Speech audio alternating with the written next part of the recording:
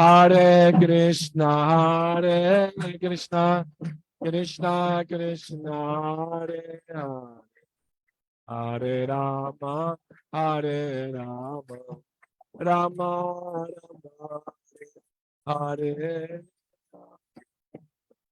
Hare Krishna, Krishna Krishna, Hare Hare, Hare Rama, Hare Rama, Rama Rama, Hare Hare. Hare Krishna, Krishna Krishna, Hare Hare, Hare Rama, Hare Rama, Rama Rama, Hare Hare.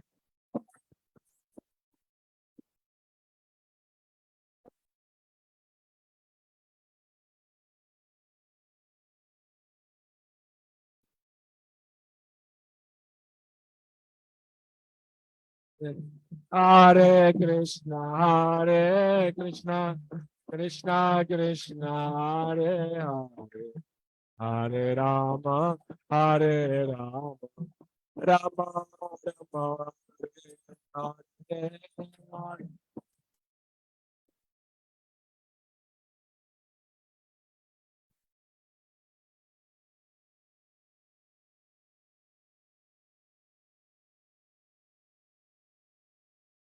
Hare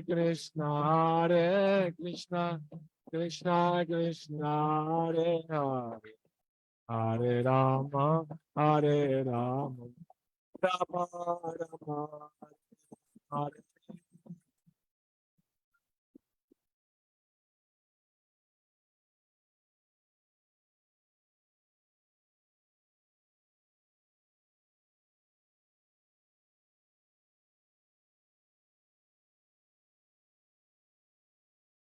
Gora Premanandi, Hare Hare. Hare Krishna. I'm very happy to see all of you here together coming to hear Hari Katha.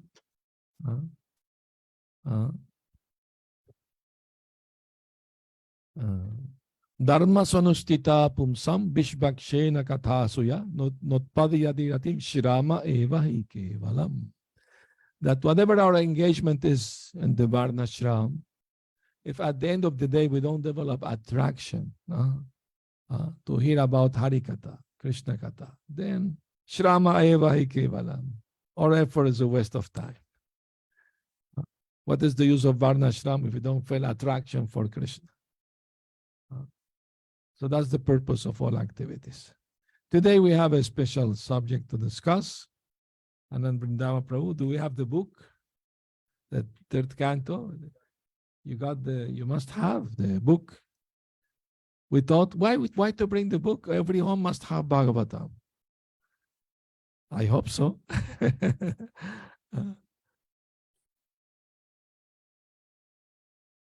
No. Wait to see if the book is here first. If there is no book, then we read the.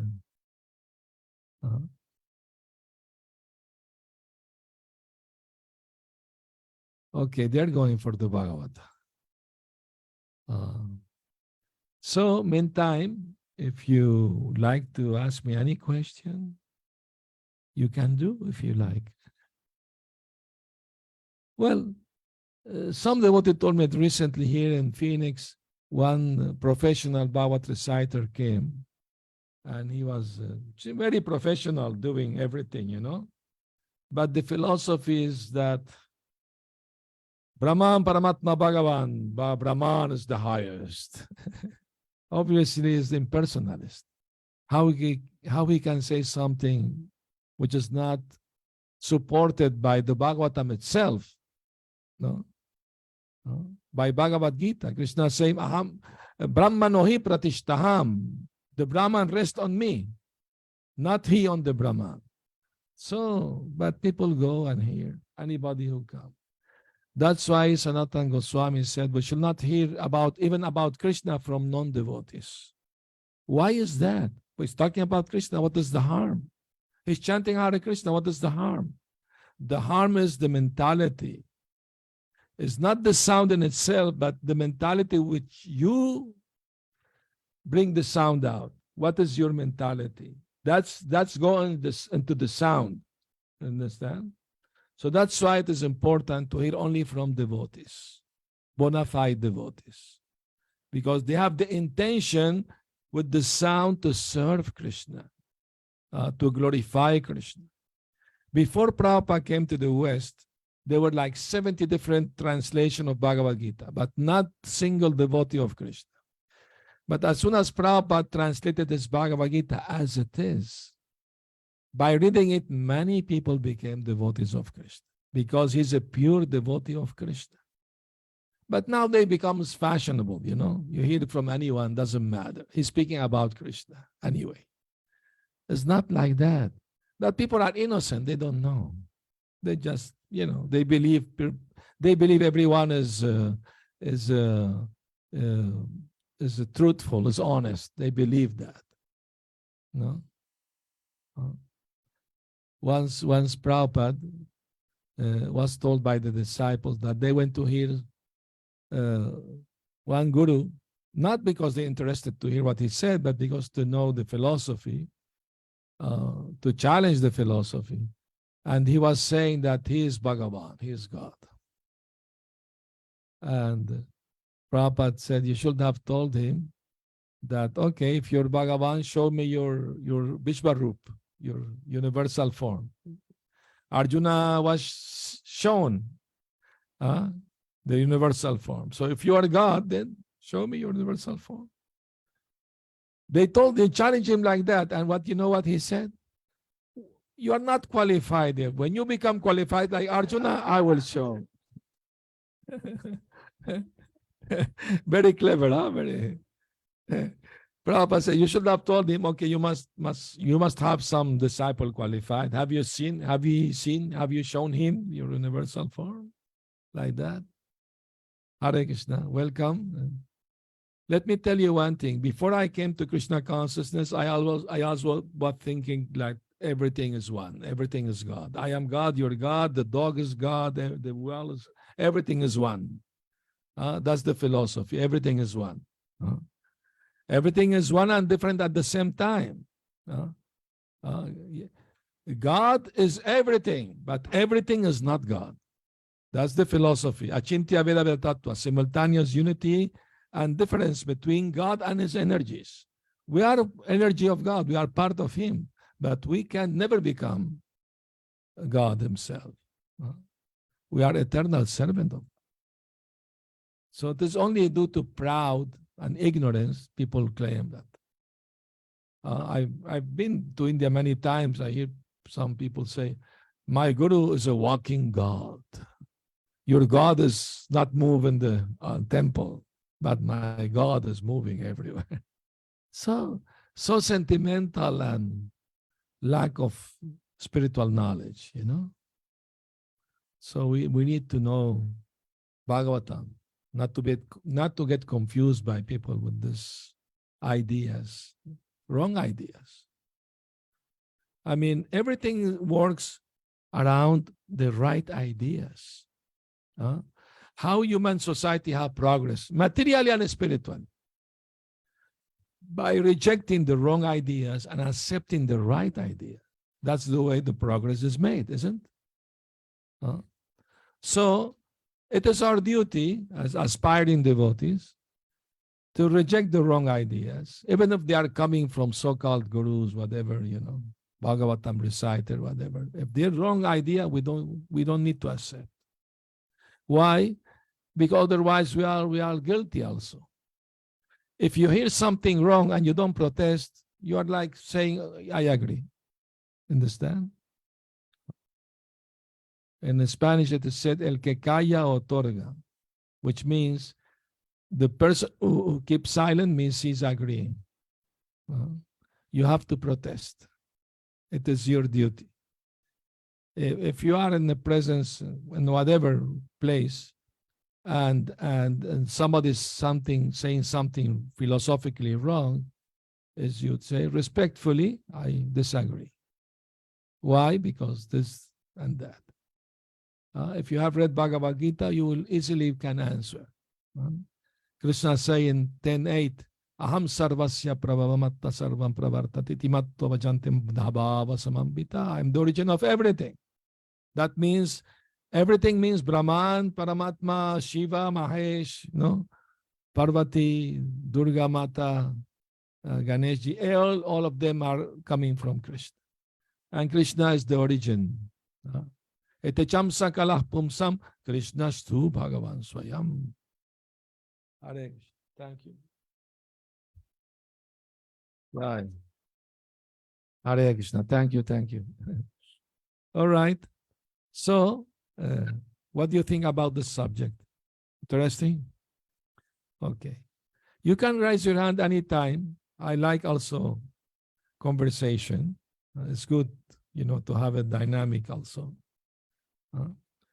Okay, so we are going to read about the third canto, Lord Kapila Dev, chapter 29, text 20 to 27. But today we are going to read only three, and tomorrow the rest. Okay. Om Namo Bhagavate Vasudevaya. Om Namo Bhagavate Vasudevaya. Om Namo Bhagavate Vasudevaya. Yatavata rato granam ambrikte ganda ashayat evam yogaratam cheta atmanam avikariyat. As the chariot of air carries an aroma from its source and immediately catches the sense of smell, similarly, one who constantly engages in devotional service in Krishna consciousness can catch the Supreme Soul, who is equally present everywhere. Purport by Srila Prabhupada. As a breeze carrying pleasant fragrance from a garden of flowers at once captures the organ of smell, so one's consciousness saturated with devotion can at once capture the transcendental existence of the Supreme Personality of Godhead, who in his Paramatma feature is present everywhere, even in the heart of every living being. It is stated in Bhagavad Gita that the Supreme Personality of Godhead is Kshetragya, present within this body, but is also simultaneously present in every other body. Since the individual soul is present only in a particular body, he is altered when another individual soul does not cooperate with him. The super soul, however, is equally present everywhere. Individual souls may disagree, but the super soul being equally present in every body is called unchanging or avikari. The individual soul, when fully saturated with Krishna consciousness, can understand the presence of the super soul. It is confirmed in Bhagavad Gita, Bhaktyamam Abhijanati. A person saturated with devotional service in full Krishna consciousness can understand the Supreme Personality of Godhead either as super soul or as the Supreme Person. Om Magyanti Mirandasya Gyananjana Salakaya Chakshurum Militam Yena Tasmai Shri Gurave Namaha. Very nice example. The air carries the aroma of everything, and you can smell it. You don't have to be too close to it, but the air pass through a garden full of fragrant flowers and carries the aroma. You can smell it in the air.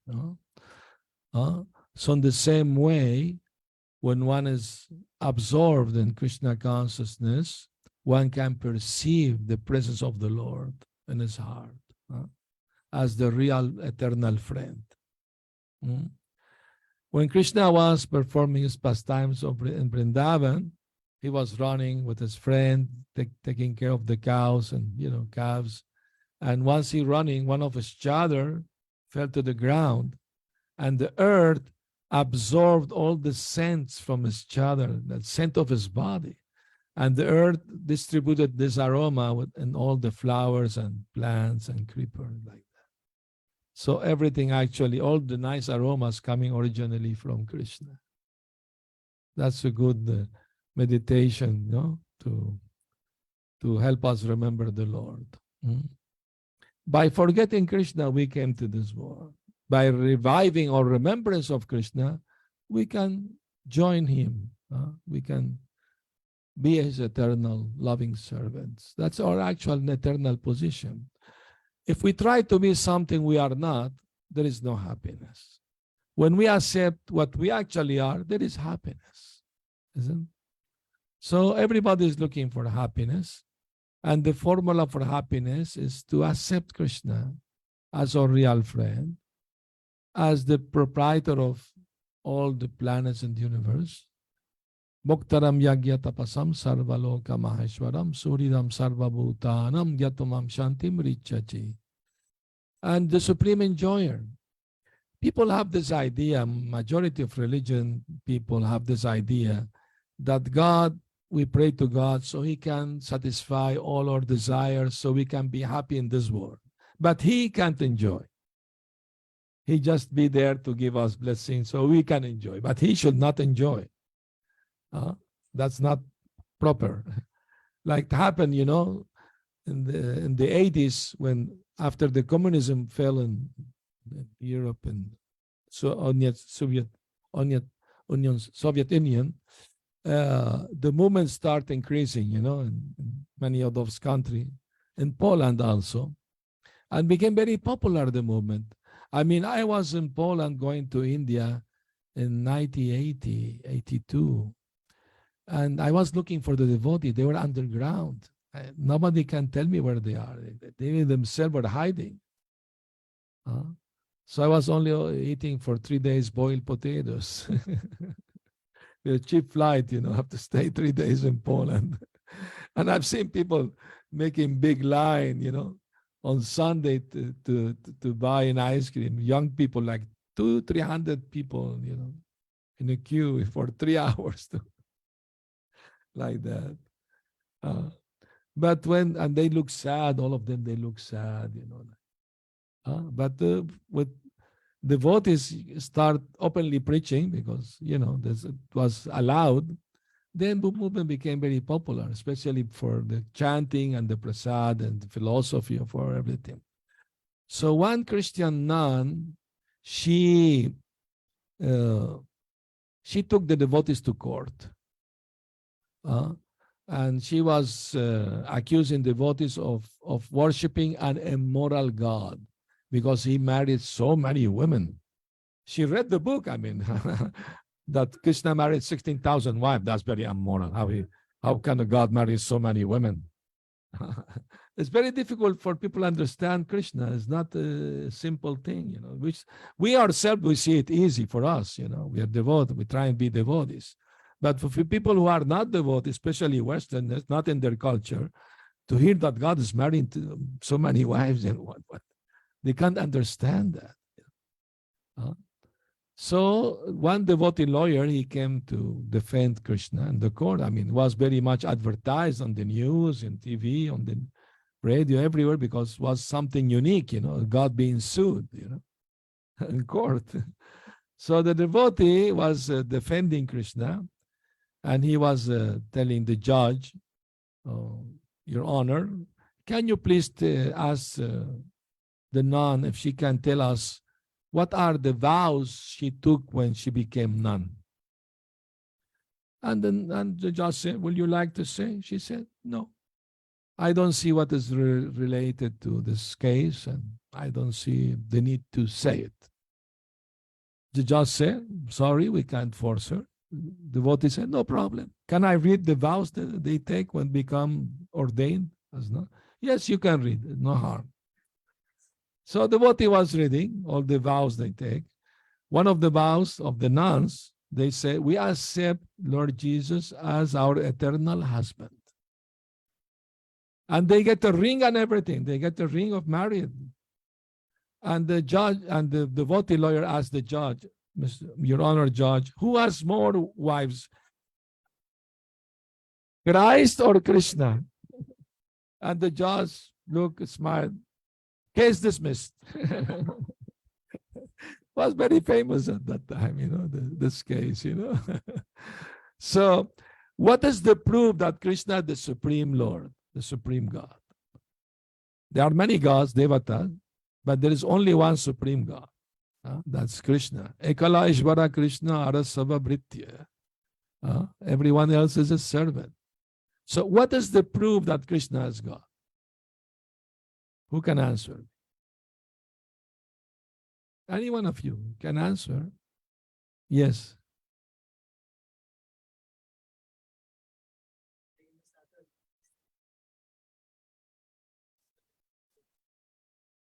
You mean in the Shastra? In the Shastra. Nobody else, but of course, Krishna expand also as Vishnu, Narayan is the same person.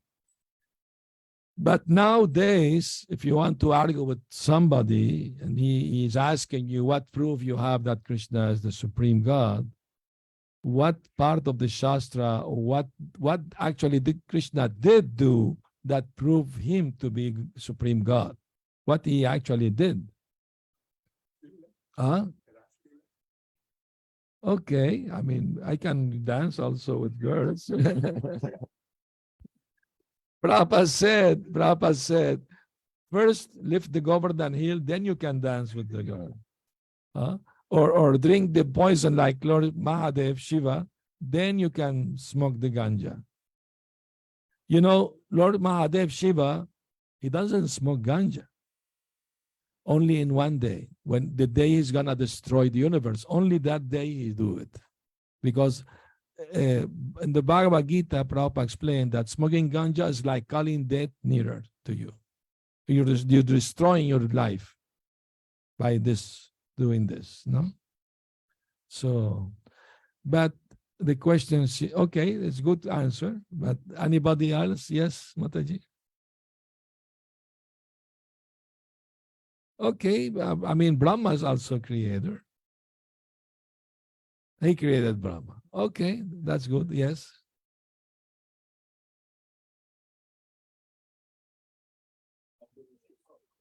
Okay, but Krishna has 4 qualities that no other avatar has but him. What are those 4 qualities? Yeah, okay. Very good, very good. Let her speak. I know you're very enthusiastic, but Venu Madhuri and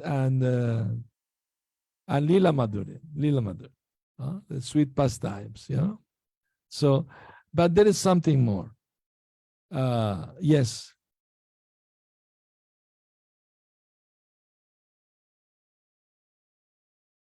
Very nice. That's 10-8.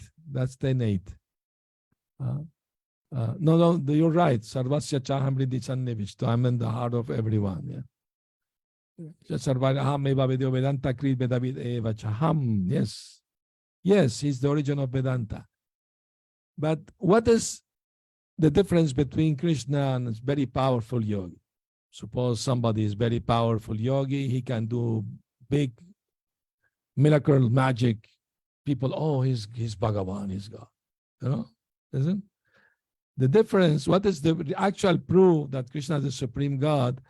That he expanded himself to be with all the queens, 16,108 at the same time. Not only that, he was doing different activities simultaneously in each and every palace. And Narad Muni, he was witness to that, visiting each and every palace.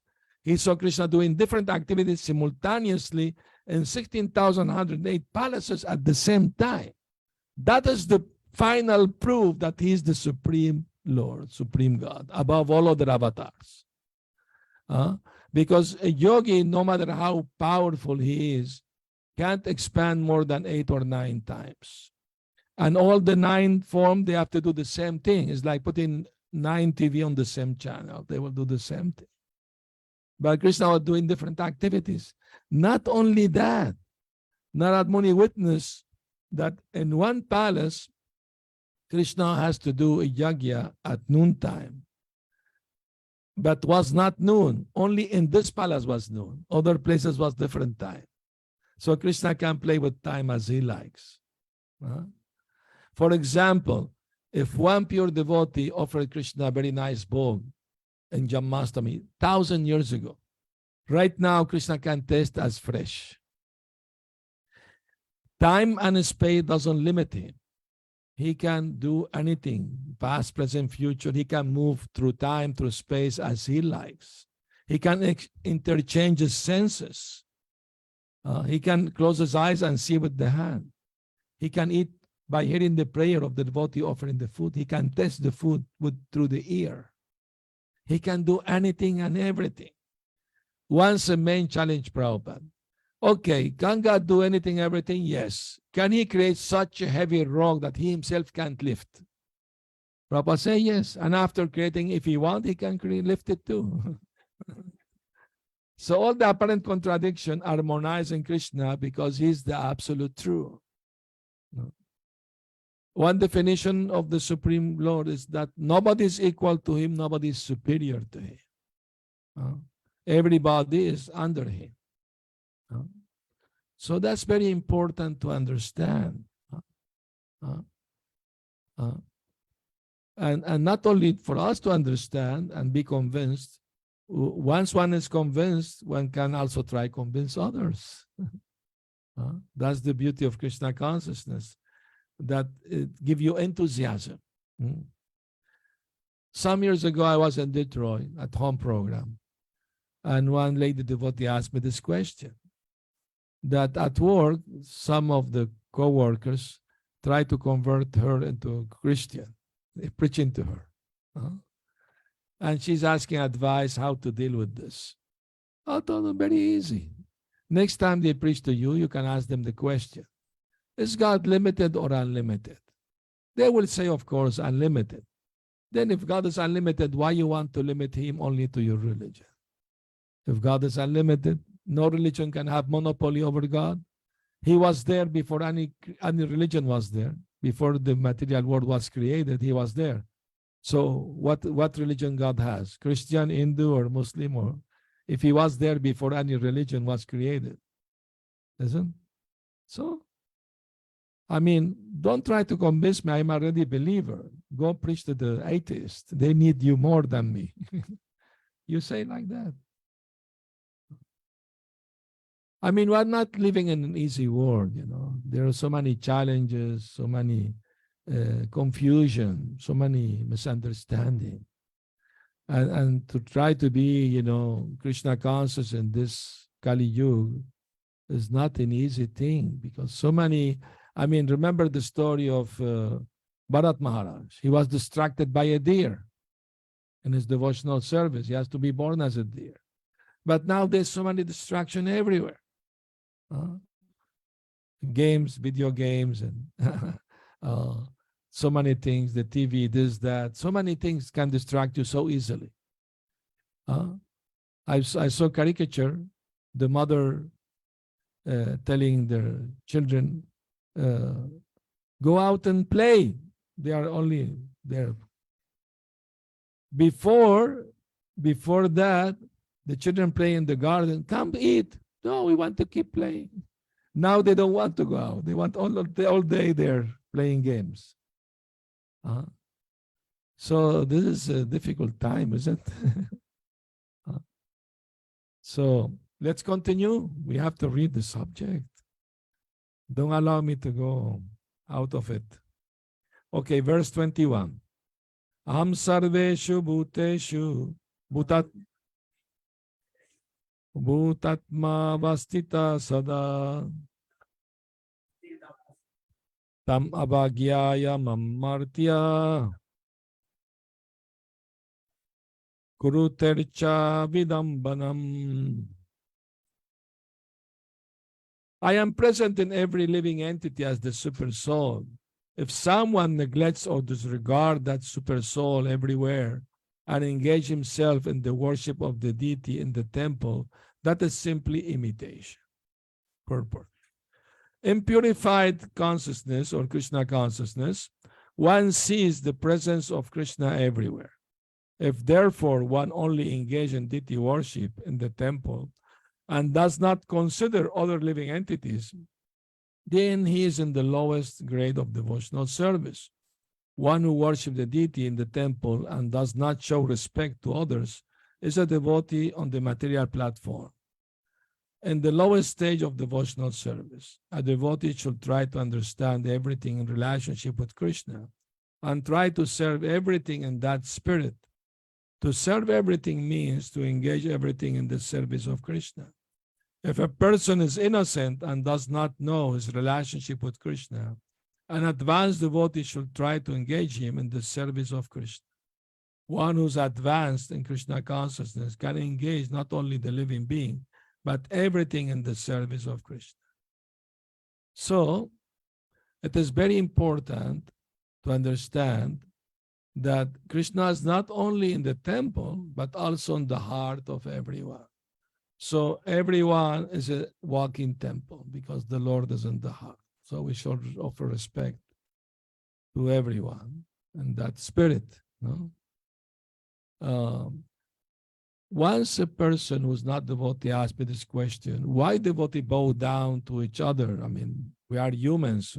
Why you're bowing down to a human being? You should bow down only to God. I told him, no, they are not bowing to the body. They're bowing to God who's in the heart of everyone. Oh, I never heard that. Yes. Huh? God is in the heart.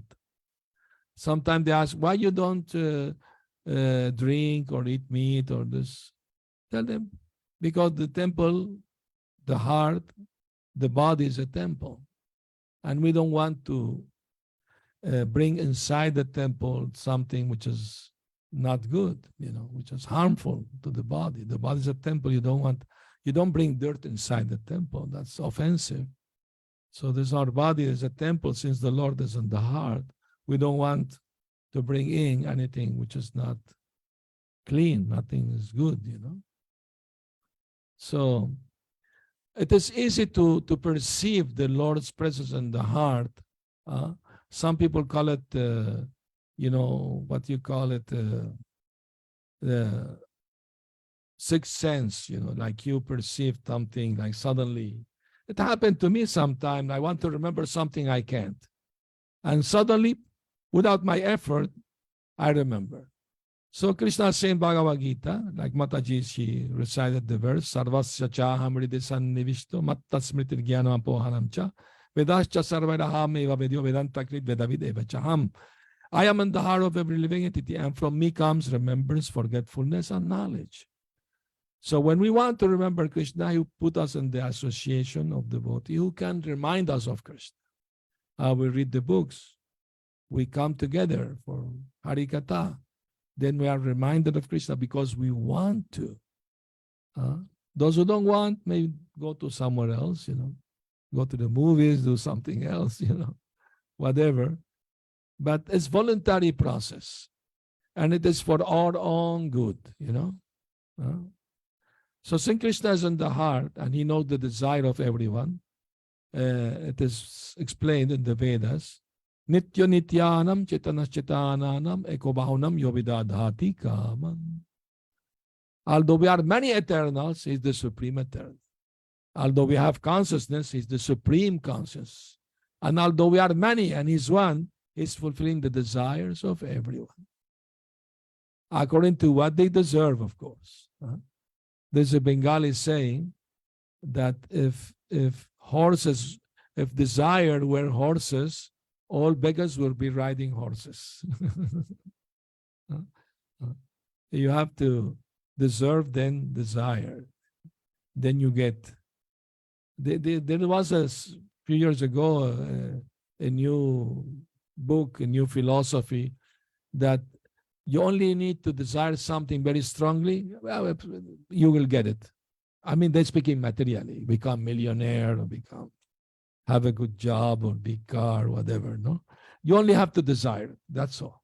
And the universe have to fulfill your desire. Some people, of course, they did buy this philosophy. They buy the book, they buy the video, everything. And then but I didn't happen You didn't desire it strong enough. I mean, they don't understand the law of karma. It's not question only of desire, but also what you deserve according to your karma. I mean, Krishna's in the heart. He knows everything about everyone. I mean, we know our own happiness, the stress, or the illness, whatever, in the body, but we don't know about others unless they tell us. But Paramatma, since in the heart of everyone, he knows everything about everyone. There is nothing that he can't know. Not only he is in the heart of everyone, he's even within the atom. Once a very big scientist, he actually got the Nobel Prize for physics, he humbly said, we only know that something inside the atom is moving, but we don't know why. He's speaking about neutron, proton, So they are moving. What makes them move? They don't know. From where they get the energy to move like that. We know from Shastra that this Paramatma that makes the atom alive to move, isn't? Because nothing can live without the spirit, the soul present. Some devotees sometimes asking, within the atom there is a soul also? No, only super soul. Adam is not one of the living entities. You're not evolving from Adam to something else. Adam eternally are Adam until beginning universe, end of universe. Have you seen through the window when the sun comes in your room, these small particles? One of those smart particles is 6 atoms together. That the Bhagavatam says that. So knowledge about Paramatma is important. It's very important. Because we then understand that God, Krishna, is not only in the temple, he's in the temple. Sometimes, some philosophers say, you don't need to go to the temple. God is everywhere. If God is everywhere, he's also in the temple. Because the temple is also somewhere. So they don't contradict themselves, One philosopher, I don't mention names, but there was controversy recently about that. He said, why you do water the tulsi plant? Better water the brinjal plant. At least you get something to eat. Why wasting time putting water in the tulsi plant? Atheists, and they are big philosophers, big heroes, national heroes of India. And they speak like that.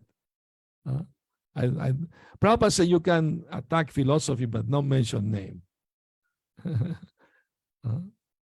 So it's a great challenge, great challenge, to speak the truth without offending anyone. Of course, we don't. Yes. Say that it's not objective, like everybody can perceive.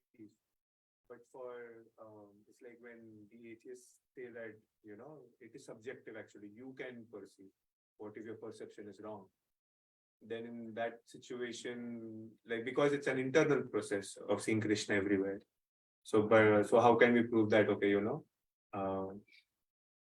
So you're being challenged by an atheist.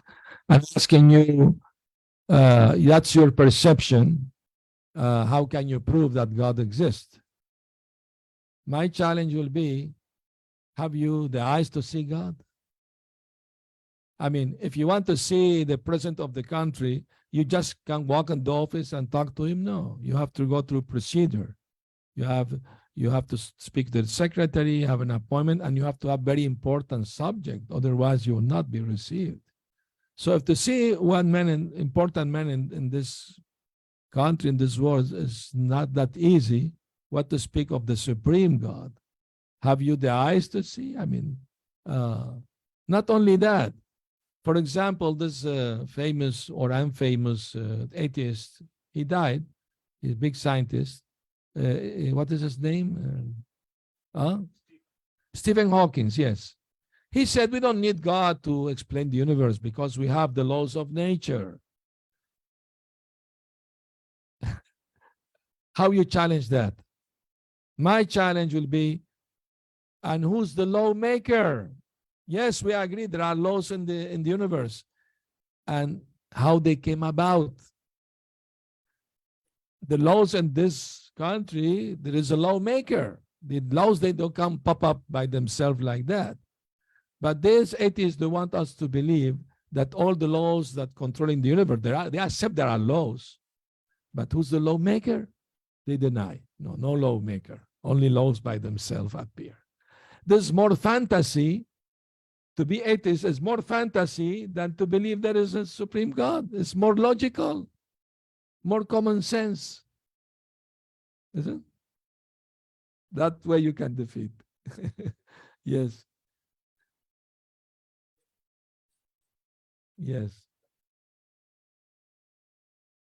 Also like perceiving God,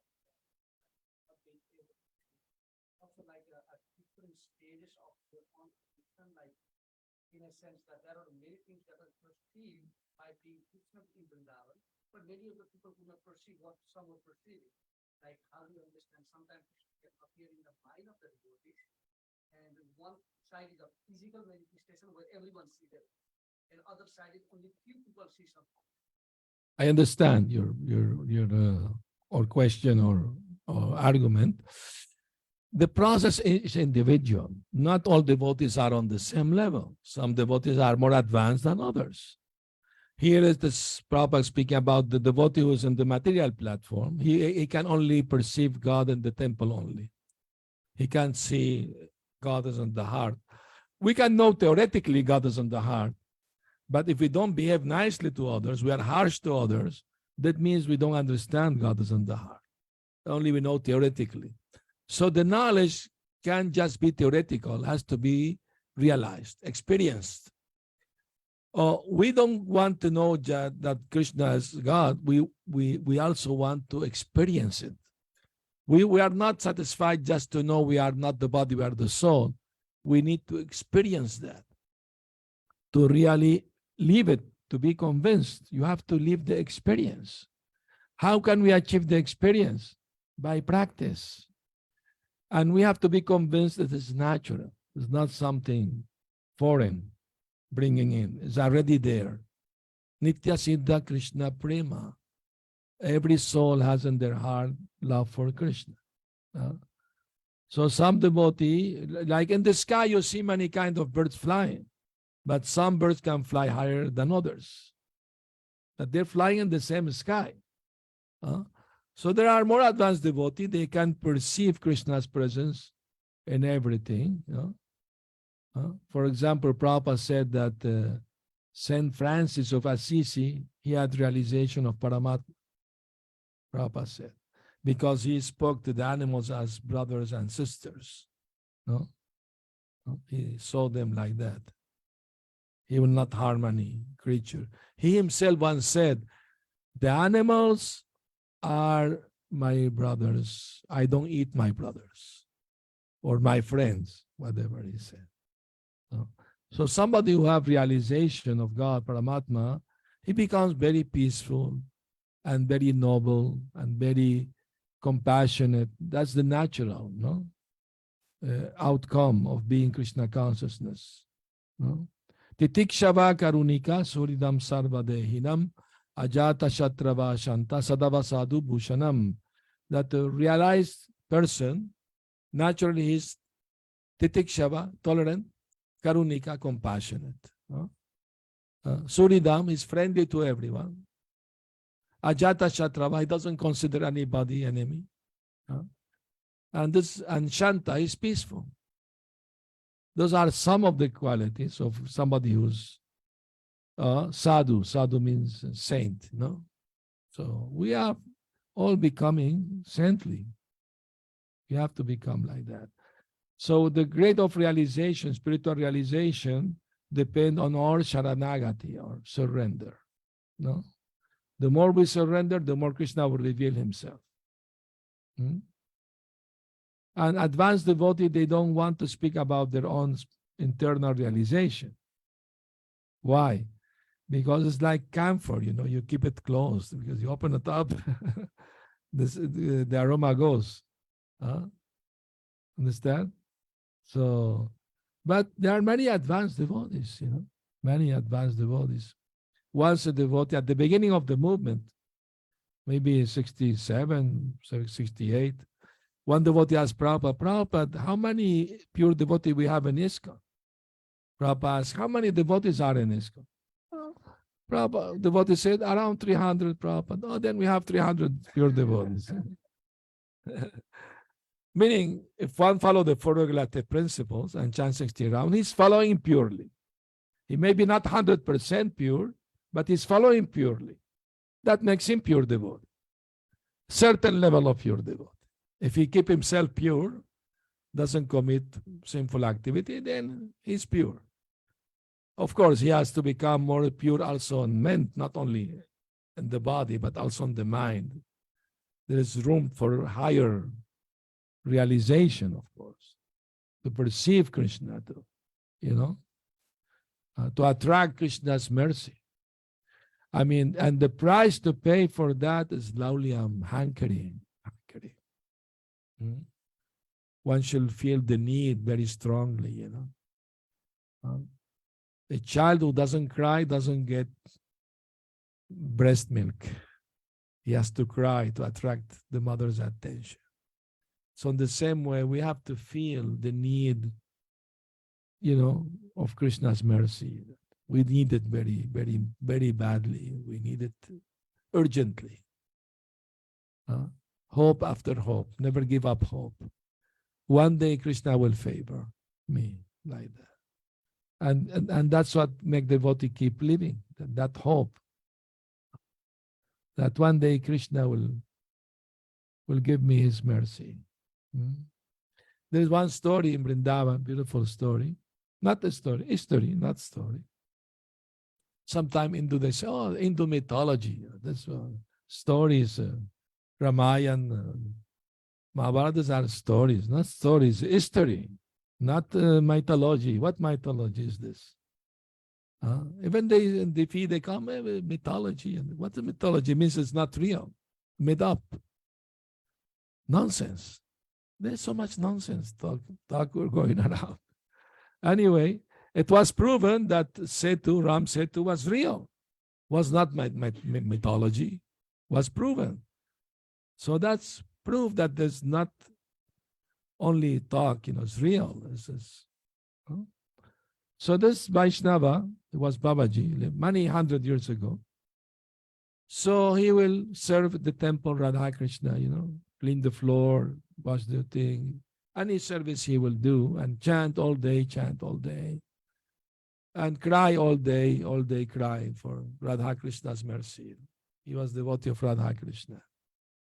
He became old because of so much crying, he became blind. And he stood in front of the deities crying, saying, when are you going to give me your mercy? I know Krishna is very strict, very hard to satisfy. But you, Radharani, you have softer heart. But because of your association with him, you are also becoming hard-hearted. You don't want to give me your mercy. Then the deity spoke to him. Then what do you want? Of course, I want your darshan. I want your mercy. But even if we appear to you, you are blind, you will not be able to see. How can you see if you're blind? With these eyes, with normal eyes, nobody can see. Only when you give the spiritual eyes. Because if you, both of you, put your hands on my eyes, touch them, then I can see you. Radharani told Krishna, let's give him our mercy. We must. He's a sincere devotee. So they put the hand, he had darshan, although he was blind. In Vrindavan lived a great sadhu many years ago, at the time of the Goswami. His name was very famous in Braji poet, Surdas. He was blind by birth. But every day he will sit down with one, what is called this instrument, one hectare, only one, he will chant and describe the beauty of the deities, how they are dressed, the color of the dress, the ornament, with full details. And he's blind. Some materialist people, they not believe, so they wanted to test him. So they paid money to the pujari, told him, today you don't put any dress at all on the deity, just copying only. So pujari did that. Nobody told Surdas. So the altar was open. He started to sing. My Lord is feeling too much hot today, decided not to dress.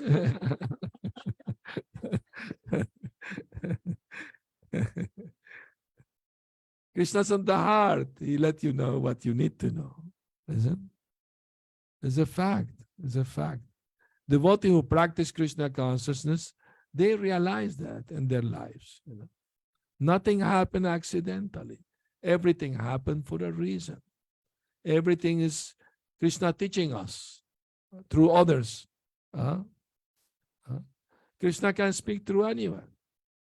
To you, what you may need to hear. Okay, let's read another more verse. Last verse for today. 22, isn't it? 22 or 20? 22. Yomam sarveshu bhuteshu santamatmanam ishvaram hitvarcham bhajate maudyad basmani eva juhoti saha. One who worships the deity of Godhead in the temples, but does not know that the Supreme Lord as Paramatma is situated in every living entity's heart, must be in ignorance and is compared to one who offers oblation into ashes. Purport. It is stated clearly herein that the Supreme Personality of Godhead and his plenary expansion of Super Soul is present in all living entities. The living entities have 8,400,000 different kinds of bodies, and the Supreme Personality of Godhead is living in every body, both as individual soul and as the super soul. Now, we should not misunderstand that it's saying here that God is living inside as the individual soul.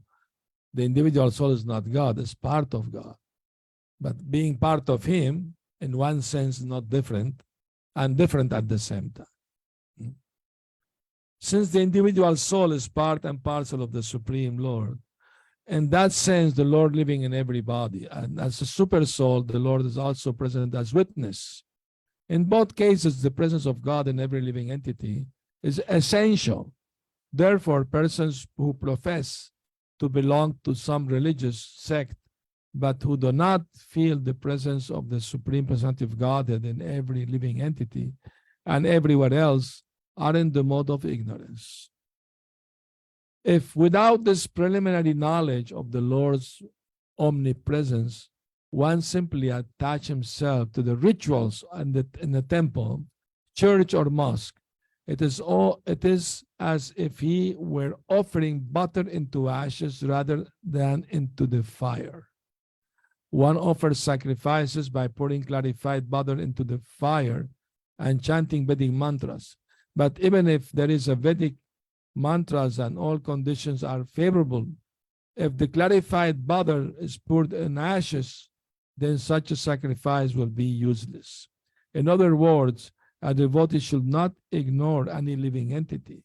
The devotee must know that in every living entity, however insignificant he may be, even in an ant, God is present. And therefore, even every living entity should be kindly treated and should not be subjected to any violence. In modern civilized society, slaughterhouses are regularly maintained and supported by a certain type of religious principle. But without knowledge of the presence of God in every living entity, any so-called advancement of human civilization, either spiritual or material, is to be understood as being in the mode of ignorance. Very challenging and very clear understanding that God is in the heart of every living being. Therefore, we should not be violent to any living being. We should be kind to everyone. As simple as that. So many religions, but if they don't understand animals also have soul, they go kill them, eat them. What kind of religion is that? Doesn't see God as in the heart of every living entity. Don't have love for everyone. Why we don't eat animal? Because we love them. Why we love them? Because they are also God's creation, part of God. Why we should harm anyone? Not even an ant we don't want to harm. No. Sometimes I walk with devotee in the park, but I'm always aware there are no ants on the road. If there are ones, I go try around, step on them as much as possible. No. Once Prabhupada called the disciple in this room, he told there was a small worm walking on the table. Prabhupada said, put him on the plant so he eat prasad. Put him on the plant. Prabhupada was so kind to every living entity. So that's very important quality, to love everyone. And violence means not to speak about Krishna to anyone. About Krishna consciousness. I mean, the philosophy, Krishna Katha is both whatever Krishna speak and also whatever pastime Krishna has with his devotees. Both are Hari Katha, Krishna Katha. So we should not miss the opportunity, even among ourselves, Even if we know about Krishna, still we ask questions because we want to encourage everyone to also ask about Krishna. Then we have more conversation, more sharing. And we increase our love and attachment to Krishna. That's the whole idea. No? Isn't? So, let's hear from you again.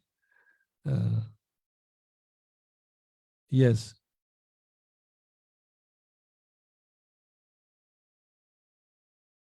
Yes.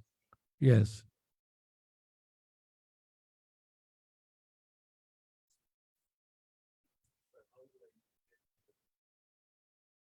Yeah. Yeah. Somebody so blissful, so happy, right?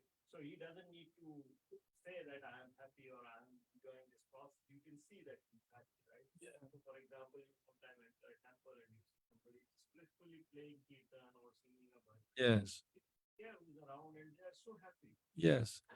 The artist may say, I'm also happy drinking wine and dancing with girls. He may say, okay, you're happy in your dream, in your illusion, and I'm happy in my own thing. Okay, they may argue like that. But the proof is also that the devotee is self-satisfied.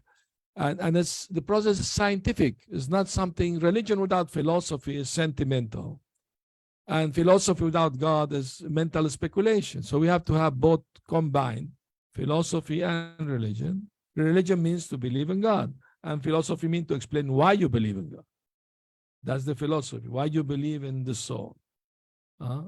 All these things. So the process of Krishna consciousness works like when you're eating. When you're hungry and you eat prasad, what happens? Two things. Your hunger diminish, your satisfaction increase, isn't? So in the same way, when we practice seriously Krishna consciousness, or hunger for material things diminish, and spiritual satisfaction increase. How you know something is real? Because it has effect on you, makes you more peaceful, makes you more satisfied internally. Then you know it is working, It is real. It's not some fantasy or something, But atheists, I mean to say, they're just ignorant. That they just don't understand God. So they don't understand God, they don't believe. But more dangerous than the atheists are the impersonalists. Because then, yes, God is there, but he's Nirakar. He's Arupa, no form. No form. but he has no material form, but he has a spiritual form. They say, no, everything is one. You're Brahman, I'm Brahman, everything is one. You know what Madhvacharya is a great Acharya from South India. He will argue with impersonalists, defeat them, but they keep arguing. So I tell them, okay, everything is Brahman. I am Brahman, you're Brahman. Brahman is catching Brahman and giving a fist to Brahman, and everything remain Brahman. The Mayavadi will run when they see him. Because as argument vacuum is no matter what you argue with them, they're not gonna change, you know. I remember I was many years in Spain. We have a very beautiful farm still there. And some group of people came with Sika, Tila, Kantimala, everything, Japa, everything. We also worship Krishna. We also do Jamastami and Govardhan Pua. Very nice. Our guru's name is Swami Tilak. Oh, very nice. He got all Prabhupada's books. He appreciated Prabhupada, everything. But they were impersonalists. So after talking with them for a few minutes, then we understood. They said, oh, we are all Krishna. We are all one, you know. And then one of them asked for the restroom. Said, if you are Krishna, you don't need to go bathroom. No, please, I'm in need. I'm hurry. What kind of God are you? You need to go to bathroom. But please show me where it is. First, you admit you are not God. Then I can allow you to. Otherwise, I will not allow you. Oh, yeah, yes, I'm not God. Okay. Go to the restroom. Such a nonsense philosophy, you know. I mean, I myself believed in that before coming to Krishna consciousness. I believed everything is also. I was practicing yoga. I was vegetarian. And I also believed this philosophy for some time only, for a few months only. One day I had a very heavy toothache. I have to run to the dentist. I started doubting. If I am God, how I am suffering? I think something wrong with this philosophy. How can God be suffering? It's a lila pastime. What kind of lila that is that? Lila means enjoyment, not suffering. God come to suffer in this world? What nonsense is that? Yes.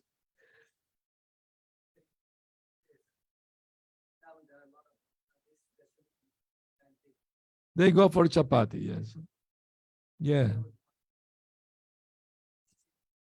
So those guys were saying they're all God. This boy started to argue with them. Yeah. So then he says the God has this aesthetic.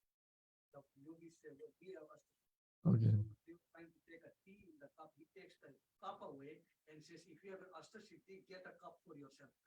Okay. Manifest the cup, yeah. Yeah. Then the boy says, Krishna, when Brahma stole the cows, Krishna made his own cows and the boys. Yes. I stole the cup. You can't get a cup for yourself. How can you be Brahman? Yeah, right. How can you be Bhagavan? Yeah, there are so many nonsense. Yes. How would we understand the difference between material compassion and spiritual compassion? Very good question. What is the difference between material compassion and spiritual compassion? Krishna did not appreciate Arjuna's material compassion. He was lamenting, I have to kill my own family, my own guru, my grandfather. He was crying, he was disheartened, you know. After war, many widows will suffer. So many arguments he was giving. But Krishna told him, from where all this contamination come to you? You are not the body. You are lamenting over the body. You don't know you are the soul. You can't kill anybody. Nobody can kill you. You're eternal. So spiritual compassion means feeling compassion for the suffering of the soul who have forgotten Krishna. And you try to help them regain their Krishna consciousness. That is spiritual compassion, you know. Of course, we don't deny material compassion either. I mean, the sense that somebody want to help materially other person, that's all right, but it's not enough. You also have to help spiritually. Both things can be there, you know.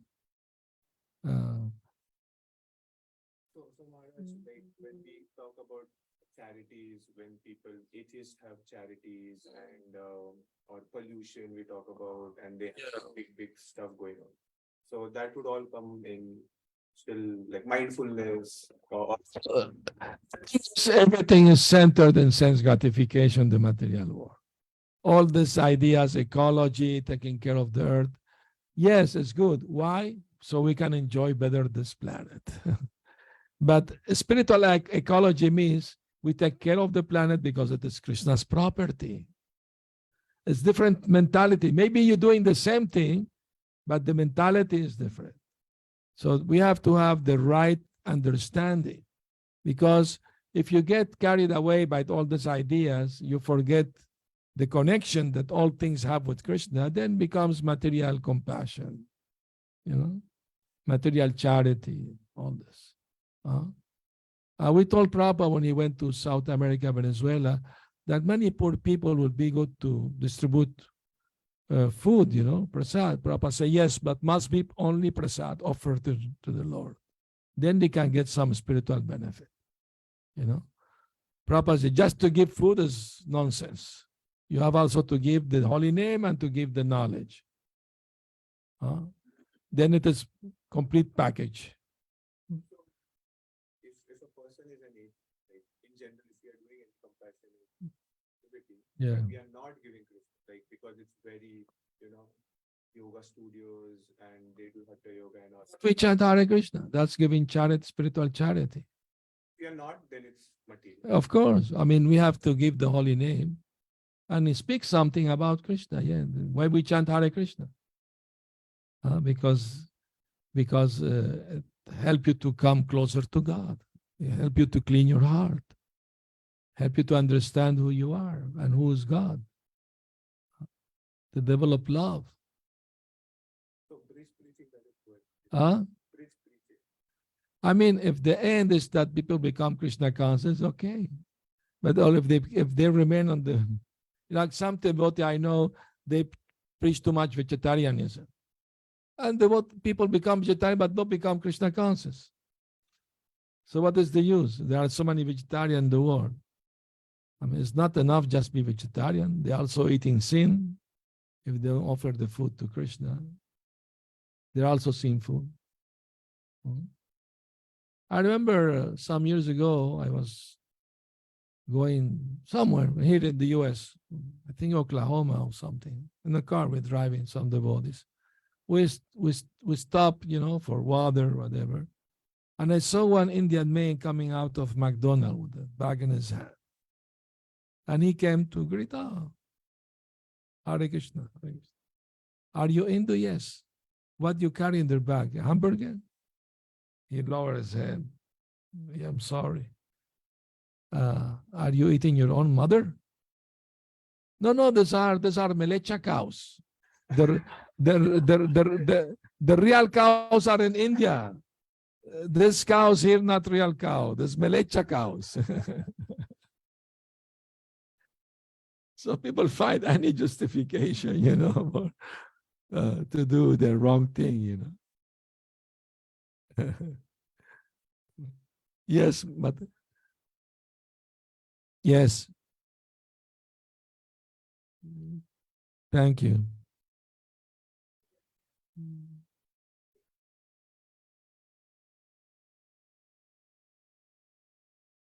Prajalpa. Yeah, Prajalpa is violence. I mean, violence is if you see a person want to jump from a roof of a building and you don't try to stop the person, that's violence. I had that experience. I was doing book distribution in South America, and I saw the scene, one man there ready to jump, and people trying not to do it. But some young people were drunk. Yes, jump. Come on, hurry up, do it. Everybody was hating them, because how can... And finally the firefighter came and threw a rope around him and pulled him back. And the drunkard, became upset. We wanted him to jump. This is very violent, So we should remind us about Krishna.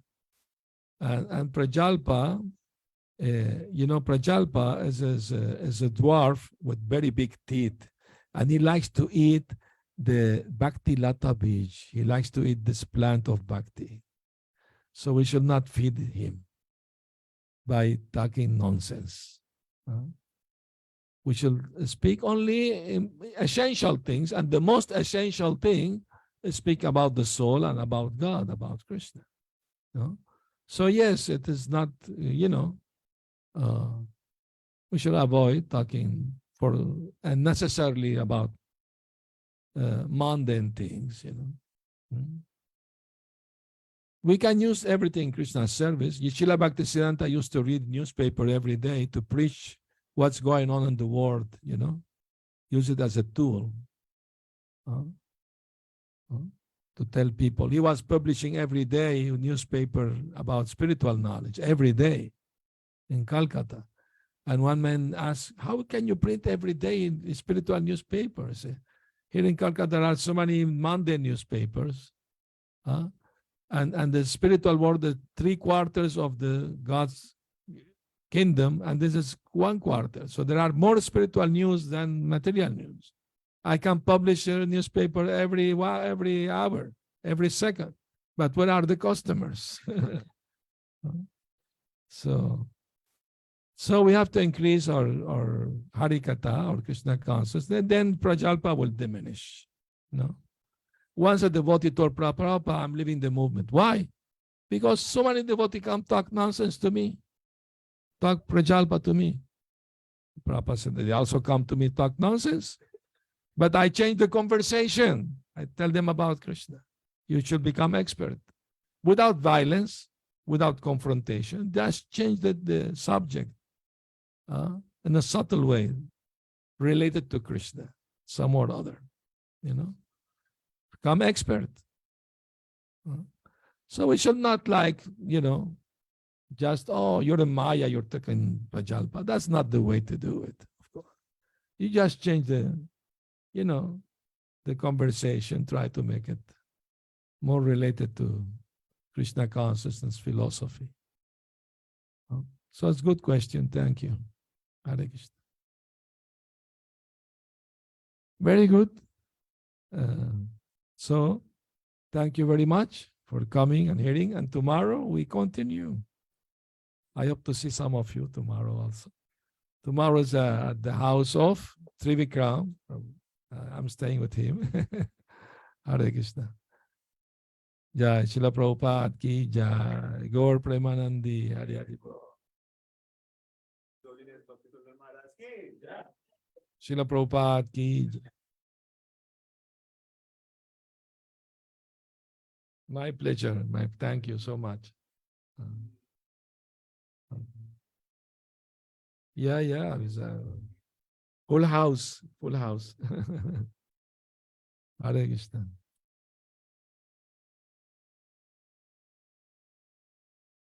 Yeah, we can chant, Chaurastakam, yes, it's Purushottam. I forgot to mention, nobody asked me about Purushottam Masa. You know the story, no? Every 3 years happen, this extra months. And the followers of Karma Kandiya, they consider it Mala Masa, an auspicious month, because no activity for Karma Kand is there, not recommended in this month. No material pious activity are recommended in this month. So they consider it inauspicious. So he went to Lord Vishnu, asked for mercy. And Lord Vishnu said, I can't help you, but Krishna can help you. Let's go to Golok. They went to Golok. And he fell at the lotus feet of the Lord and asked for mercy. He explained his situation. Everybody reject me. Please give me a name. I have not even name. So Krishna gave him, I will give you my name, Purushottam. That's how he received the name Purushottam. So in this month, it's good to read the 15th chapter of Bhagavad Gita every day, Purushottam Yoga, the yoga of the Supreme Person. No? And also there's one shloka is good to recite. You want to hear it? I shared it with the devotees. I'm going to read it to you.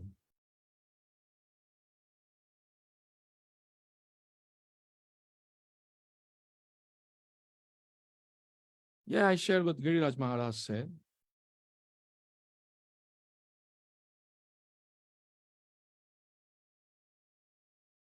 Okay.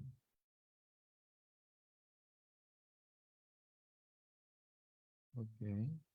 Oh, since I changed phone, I can't even open my WhatsApp anymore. Okay, you got it? You found it? Thank you. Yes, the mantras say like this. In the previous age, during Purushottam months, Kaundinya Muni repeatedly chanted the following mantra every day throughout the sacred Adhika Masa. Govardhanadaram Bande, Gopalam Goparupinam, Gulotsavam Ishanam, Govindam Gopika Priyam.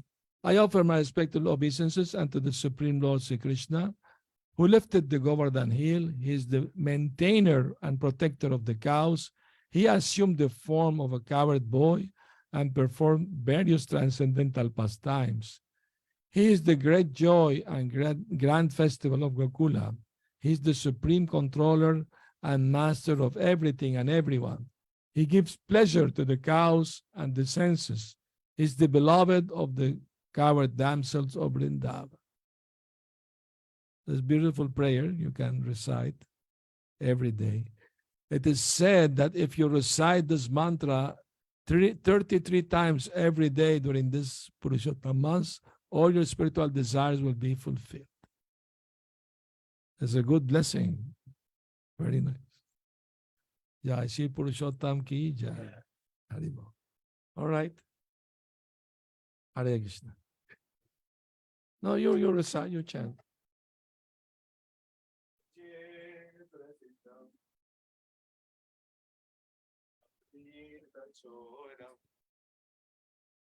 Gopangananam cha Dukulachoram Raje Prasiddham Tachoram Gopangananam cha Dukulachoram Aneka Janmadita Papachoram Gauraganyam Purusham Namami Aneka Janmadita Papachoram Gauraganyam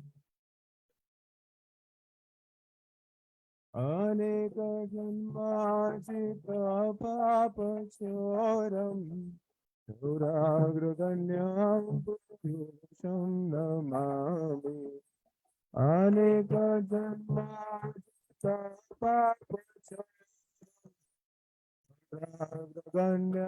Purusham Namami Hiradikaya Ridaya Sachoram Navambudha Shamala Kanti Choram Hiradikaya Ridaya Sachoram Navambudha Kanti Choram Pada Shri Kamnam Charan Samasvachoram Gauraganyam Purusham Namami Pada Shri Kamnam Samasvachoram Gauraganyam Purusham Namami Vraje Prasiddham Avanita Choram Gopangananam Dukula Choram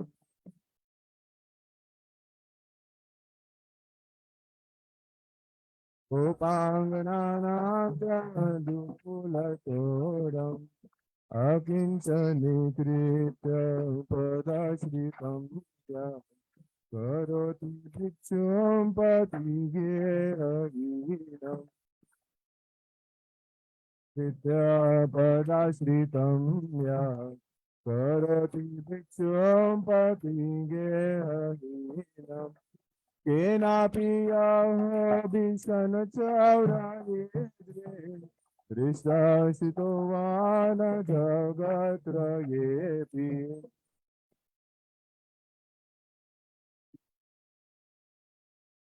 दृष्टाश्रुतो वा न जगतयेति यदीयनामापि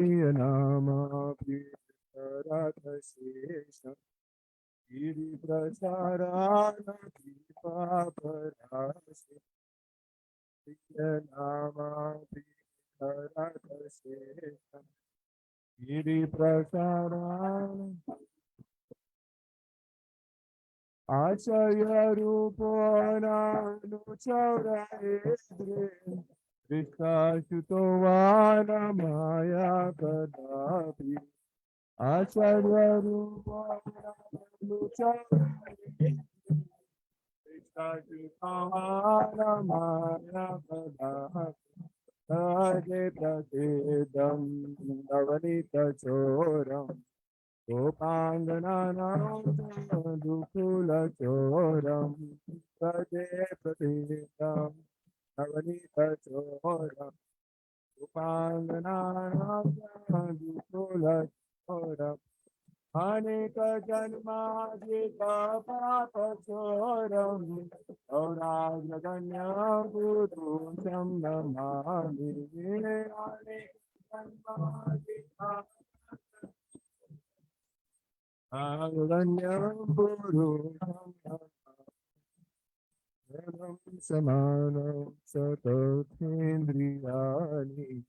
प्राणां सरित्वा मम सर्वमेव धनम् अनं सतथेन्द्रियाणि प्राणां सरित्वा मम पालाय सुपुत्रदितौवाचौरा त्वं भक्तिधाम्नासि माया निरोधा प्रदितौवाचौरा त्वं भक्तिधाम्नासि माया निरोधा विनतिघोरमपाशबन्धम् वीणसि भीमं पाशबन्धं वीणसि सर्वं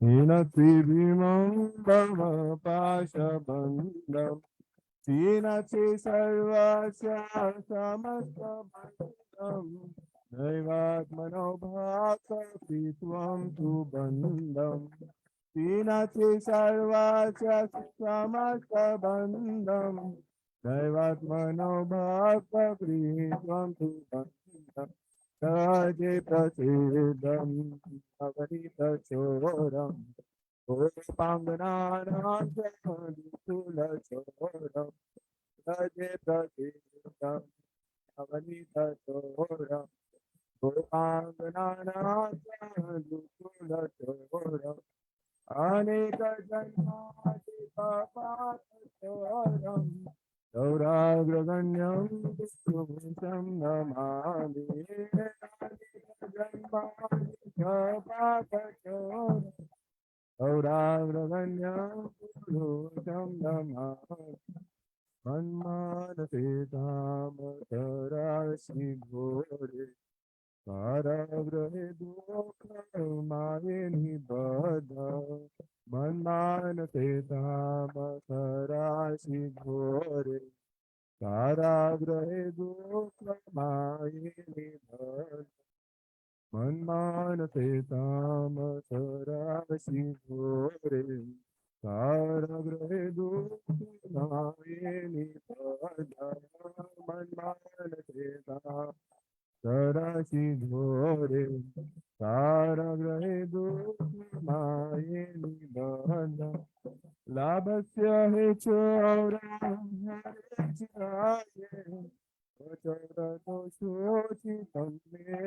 दण्डम् लाभस्य हेतोराये चिदाये चोरदोषोचितमेव दण्डम् लाभस्य हेतुरा चिराये स्वचौरदोषोचितमेव दण्डम् लाभस्य हेतुरा चिराये स्वचौरदोषोचितमेव दण्डम् तजे प्रसिद्धम् अवनीतचोरं गोपाङ्गनानां च मधुकुलचोरं भजे भगवेदम् अवनीतचोरं गोपाङ्गनानां च मधुकुलचोरम् अनेक जन्मादि पापचोरं गौराङ्गगण्यं पुरुषं नमामि अनेक जन्मादि पापचोरं गौराङ्गगण्यं पुरुषं नमामि कारागृहे वस सदा हृदये मदीये मधुभक्तिपाश दृढबन्धना निश्चलासन् कारागृहे वस सदा हृदये मदीये मद्भक्तिपाश दृढबन्धना निश्चलासन् त्वां कृष्ण हे प्रलयाकोटिशतन्त्रयेति सर्वस्य चौरा हृदयानि मोचयामि हे प्रलया कोटिशतान्त्रयेऽपि सर्वस्य चौरा हृदयानि मोचयामि हरे कृष्ण कृष्ण कृष्ण हरे हरे हरे राम हरे राम राम राम हरे हरे कृष्ण हरे कृष्ण कृष्ण हरे हरे हरे राम हरे राम राम राम हरे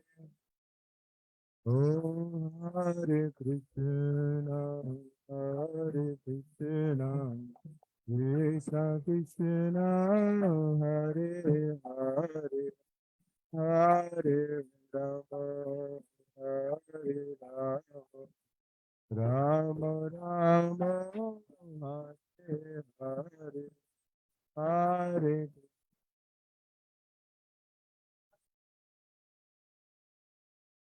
हरे हरे हरे राम राम राम हरे Om Hare Krishna, Hare Krishna, Krishna Krishna, Hare Hare, Hare Rama, Hare Rama, Rama Rama, Hare Hare, Krishna, Hare Krishna. Krishna Krishna Hare Hare Hare Rama Rama Rama Hare Hare Hare Krishna Hare Krishna Krishna Krishna Hare Hare Hare Rama Ram Ram Hare Hare Hare Krishna Hare Krishna Krishna Krishna Hare Hare Hare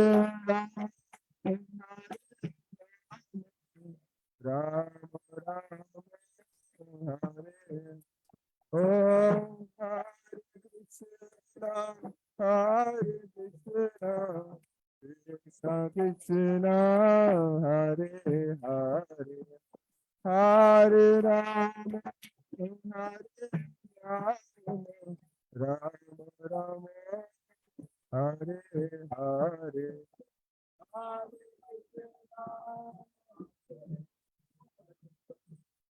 Hare Krishna, Hare Hare. Hare Ram,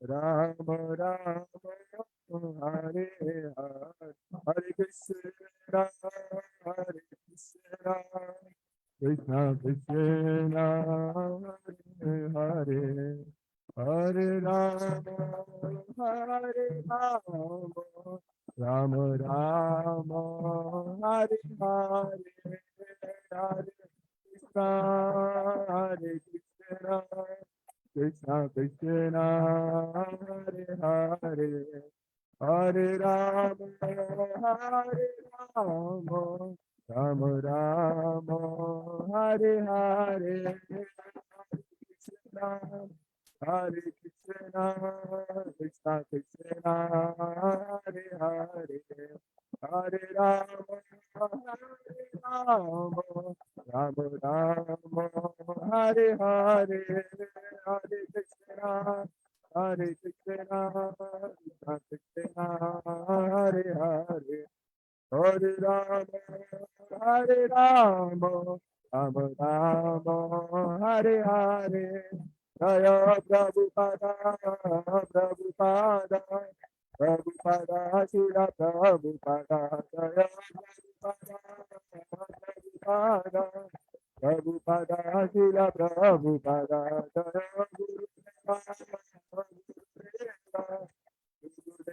Jaya Gurudeva, Jaya Gurudeva, Jaya Gurudeva, Gurudeva, Gurudeva, Jaya Gurudeva, Jaya Hari Guru, Hari Bol, Jaya Hari Bol.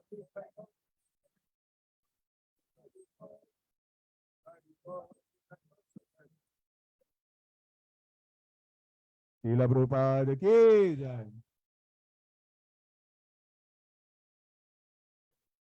नहीं हुआ कभी महाप्रसादे गोविंदे नाम ब्राह्मणे वैष्णवे स्वल्प पुण्यवतम राजन विश्वासने जायते शरीरा विद्या जाय जड़ेन्द्रिय ताहे काय जीवे पहले विषय सागरे ताड़मते जीवाति लोभोमय सुधर्मति ताके जिता कठिन संसारे कृष्ण बड़ो दयामय गरीब हरे जीवा जाय स्व प्रसादन निलोभाय से अन्न अमृत पाओ शिशि राधा कृष्ण गुण गाओ प्रेमे दाखो श्री चैतन्य निताय जय निताय जय श्री कृष्ण चैतन्य प्रभु नित्यानंद श्री अद्वैत गदाधर शिवासादि गौर भक्त वृंद Hare Krishna Krishna Krishna Hare Hare Hare Ram Ram Ram Hare Hare Hare Krishna everyone please pay attention over here Hari बोल नहीं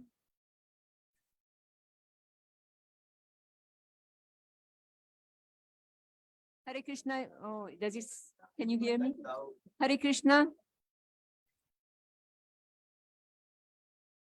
Is it on? Yeah, it's on.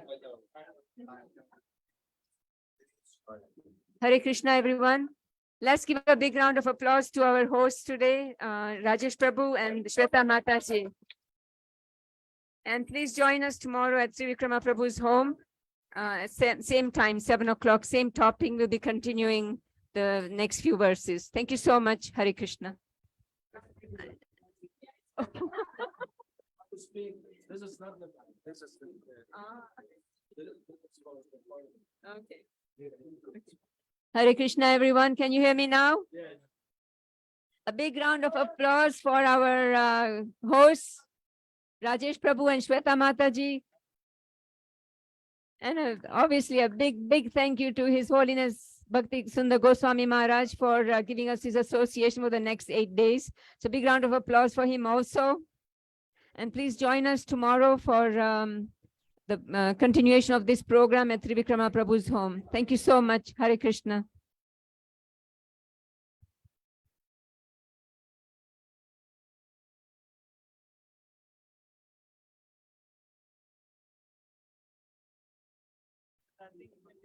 Oh, okay. Mona से off कर दो ना. Switch off the.